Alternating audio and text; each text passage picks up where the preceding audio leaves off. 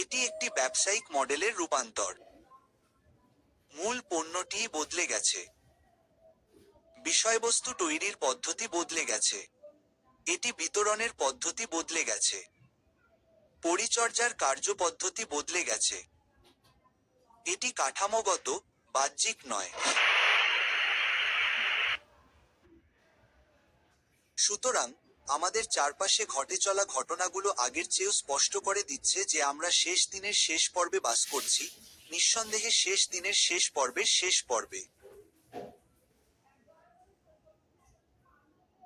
শেষ দিনের ঠিক আগে। যখনই তারা আপনাকে বলবে যে আমরা শেষ দিনে আছি, মনে রাখবেন যে এটি এমন একটি সংস্থা যা সবেমাত্র একটি বহু প্রজন্মের পরিকাঠামো নির্মাণের জন্য প্রতিশ্রুতিবদ্ধ হয়েছে। সুতরাং এই কথাগুলোর মধ্যে একটি মিথ্যা। পতনপন্থীদের কাছ থেকে আমি প্রায়শই কয়েকটি যুক্তি শুনি, এবং তার মধ্যে একটি হলো উত্তর আমেরিকা এবং ইউরোপের সদস্য সংখ্যা সংক্রান্ত। তারা বলে, দেখুন, সংস্থাটি পতনের দিকে যাচ্ছে, তাদের সদস্য সংখ্যা কমে যাচ্ছে, উদ্ধৃতি চিহ্ন, এবং সেই কারণেই ওয়াচটাওয়ার সবকিছু পরিবর্তন করছে। তারা আতঙ্কিত, তারা যা কিছু পারে তা রক্ষা করার চেষ্টা করছে। কিন্তু আমি এই যুক্তিটিকে সম্পূর্ণ উল্টে দিতে চাই, কারণ পশ্চিমা বিশ্বের পতন বাস্তব, কিন্তু এটি আমার মূল বক্তব্যকে ভুল প্রমাণ করে না, বরং একে আরও বৈধতা দেয়। কারণ পুরনো মডেলটি, অর্থাৎ ভৌত কিংডম হল মুদ্রিত সাহিত্য, সার্কিট ওভারসিয়ার, স্থানীয় মণ্ডলীর পরিকাঠামো, খুবই ব্যয়বহুল।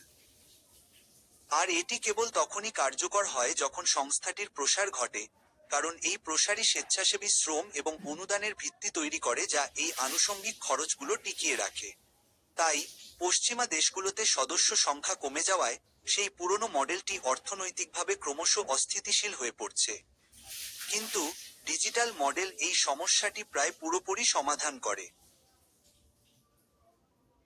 রামাপোতে অবস্থিত একটি কেন্দ্রীয় উৎপাদন ব্যবস্থা নাইজেরিয়া, ব্রাজিল এবং ফিলিপাইনের মণ্ডলীকে একই সাথে প্রায় শূন্য প্রান্তিক খরচে পরিষেবা দিতে পারে।